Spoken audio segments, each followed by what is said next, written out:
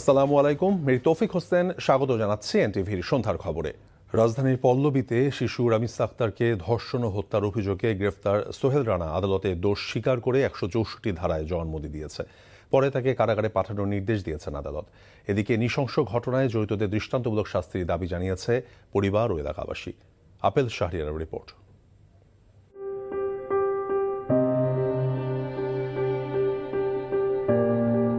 রাজধানীর পল্লবীতে শিশু রামিসাকে ধর্ষণের পর হত্যার মর্মান্তিক ঘটনা কিছুতেই মেনে নিতে পারছেন না তার পরিবার ও এলাকাবাসী।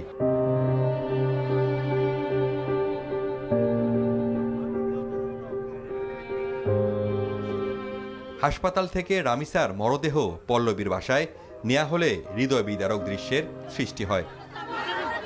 দোষীদের বিচার চেয়ে বিক্ষোভ করেন এলাকাবাসী। আপনার কাছে একটাই অনুরোধ, ওনারা আমার কাছে ছাইরা দেন।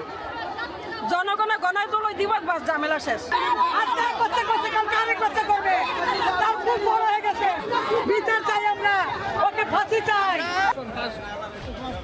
এই ঘটনায় অভিযুক্ত সোহেল রানাকে নারায়ণগঞ্জের ফতুল্লা থেকে মঙ্গলবার গ্রেপ্তার করে পুলিশ। ঘটনায় জড়িত থাকার কথা পুলিশের কাছে স্বীকার করে সে। পরে ১৬৪ ধারায় জবানবন্দির জন্য আদালতে নেওয়া হয় তাকে। এই ভিকটিম রামিসা স্কুলে যাওয়ার উদ্দেশ্যে বাসা থেকে বের হলে এই আসামি সোহেল রানা তার পার্শ্ববর্তী প্লটে বসবাস করে, তাকে তার বাসায় নিয়ে যায়। নিয়ে গিয়ে এই ভিকটিম রামিসা আক্তারকে ধর্ষণ করে। এই রামিসা আক্তার অতিরিক্ত রক্তক্ষরণের ফলে মৃত্যুবরণ করে। আজকে বিজ্ঞ আদালতে সুপর্দ করলে এই সোহেল রানা এবং স্বপ্না আক্তার বিজ্ঞ মেট্রোপলিটন আদালত আমিনুল ইসলাম জুনাইদের আদালতে স্বীকারোক্তিমূলক জবানবন্দি দেয়। অভিযুক্ত সোহেল রানা ২ মাস আগে স্ত্রীকে নিয়ে পল্লবীতে বসবাস শুরু করেন।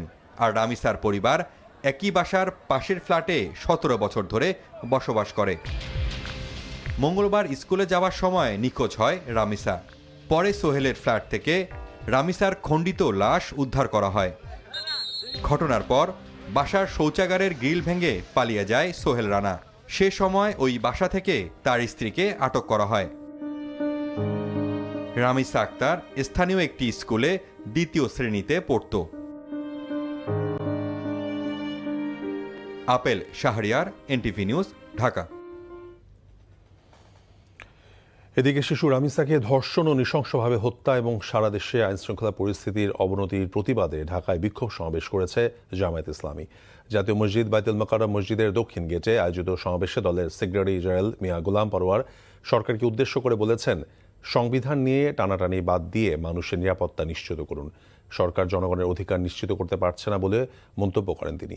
বলেন, শুধু অপরাধীকে গ্রেফতার করে পরিস্থিতি সামাল দিলেই হবে না, বিচার নিশ্চিত করতে হবে যাতে প্রতিটি নির্যাতিত পরিবারের হৃদয়ে প্রশান্তি আসে। সমাবেশে জামায়াত নেতারা বলেন, হাম পরিস্থিতি মোকাবেলায় সরকার দায়িত্বশীল ভূমিকা রাখতে পারছে না।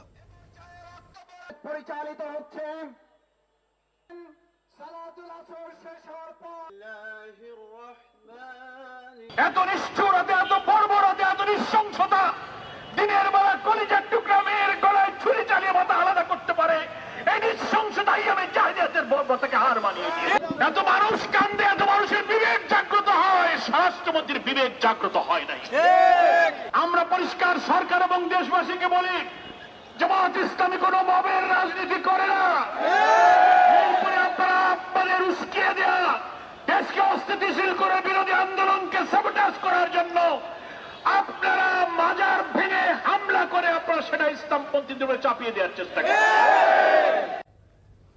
অন্তর্বর্তী সরকারকে হামের টিকা সংকটের বিষয়ে সতর্ক করে ৫ থেকে ৬টি চিঠি দেওয়া হয়েছিল, কিন্তু কর্ণপাত করেনি তারা। এমনটা জানিয়েছেন বাংলাদেশ ইউনিসেফের প্রতিনিধি রানা ফ্লাওয়ার্স। বুধবার এক ব্রিফিংয়ে গণমাধ্যম কর্মীদের এসব কথা বলেন তিনি। রানা ফ্লাওয়ার্স বলেছেন, কোনো মহামারী রাতারাতি ঘটে না, কিছু বিশেষ ঘটনার পরিপ্রেক্ষিতেই এরকম পরিস্থিতি দেখা দেয়, বিশেষ করে টিকার মাধ্যমে প্রতিরোধযোগ্য রোগের ক্ষেত্রে।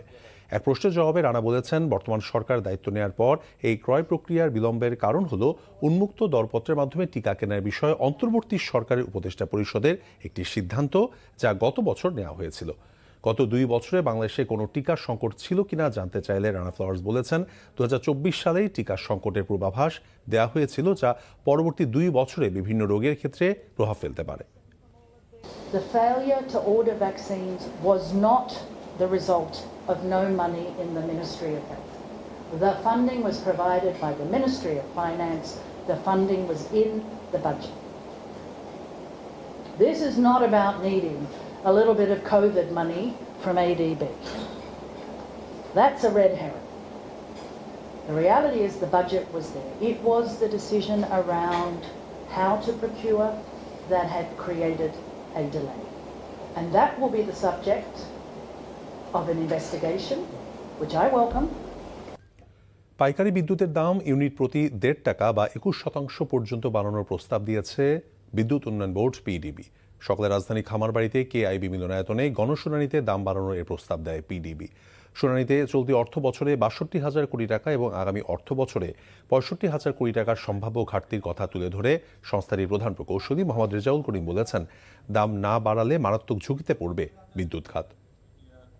তবে এর বিরোধিতা করে রাজনীতিবিদ, ব্যবসায়ী প্রতিনিধি এবং ভোক্তা অধিকার সংগঠন সহ অংশীজনরা তারা বলেন, লুটপাটের দায় চাপানো হচ্ছে গ্রাহকের কাঁধে। এতে উৎপাদন খাতে পিছিয়ে পড়বে উদ্যোক্তারা।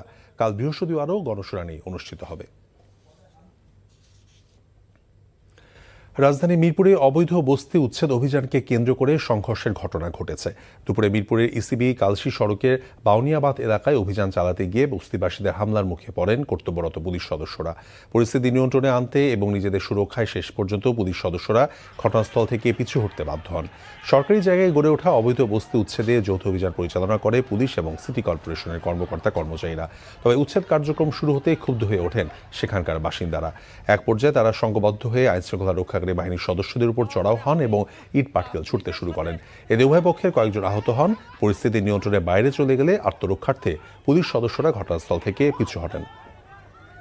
তবে স্থানীয়দের দাবি, ওই এলাকায় প্রায় 10 থেকে 15,000 মানুষের বসবাস। কোনো ধরনের পূর্ব নোটিশ ছাড়াই প্রশাসন ঘরবাড়ি ভাঙার কাজ শুরু করায় ক্ষোভ ছড়িয়ে পড়ে বাসিন্দাদের মধ্যে। কিন্তু আবারও সাংবাদিকদের উপর হামলা করেছেন এখানে।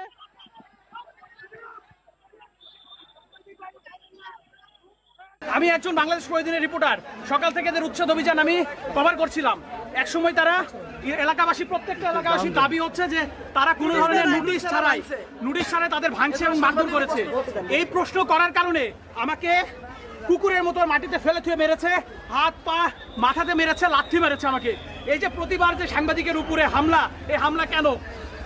তাসবির দা বাংলাদেশ টাইমস আছে, সে আমাকে সেভ করতে এসে তাকেও মেরেছে। তাকে আমি সেভ করতে গেছি, আমার মাথায় তার মারার দৃশ্যটা একটু দেখেন আপনারা। এবং আমি এই মারার দৃশ্য ধারণ করতে গিয়ে দেখেন আমার মোবাইলের উপর হামলা করে মোবাইলটি। গণমাধ্যম কমিশন গঠনে শিগগিরই একটি পরামর্শ কমিটি করা হবে বলে জানিয়েছেন তথ্য সম্প্রচার মন্ত্রী জহিরুদ্দিন স্বপন। বুধবার রাজধানীর একটি হোটেলে বিবিসি মিডিয়া অ্যাকশন আয়োজিত একটি লার্নিং শেয়ারিং অনুষ্ঠানে একথা বলেন তিনি। তথ্যমন্ত্রী বলেন, তথ্য সেবার সুষ্ঠু প্রবাহ নিশ্চিত করতে সবাইকে নিয়ে কাজ করবে সরকার। এ সময় তিনি আরও বলেছেন, সাংবাদিকতায় বিভিন্ন ধরনের অব্যবস্থাপনা নিরসনে সমস্ত আশঙ্কা দূর করতে কাজ চলছে বলেও জানান তিনি। এ সময় প্রধানমন্ত্রী উপদেষ্টা বলেছেন, যে সকল আইন মানুষের মত প্রকাশের বাধা দেয় তারা তার বাইরে যাওয়ার চেষ্টা করবে এই সরকার। এই ছিল সন্ধ্যার খবরে। এই খবরের ভিডিও শো আপডেট জানতে ভিজিট করুন এনটিভি অনলাইন www.ntvbd.com। এছাড়াও এনটিভির জনপ্রিয় সব অনুষ্ঠান এবং খবরের আপডেট জানতে ভিজিট করুন আমাদের ইউটিউব এবং ভেরিফাইড ফেসবুক পেজ। রাত 10:30 রাতের খবর দেখার আমন্ত্রণ রইল। ধন্যবাদ সবাইকে।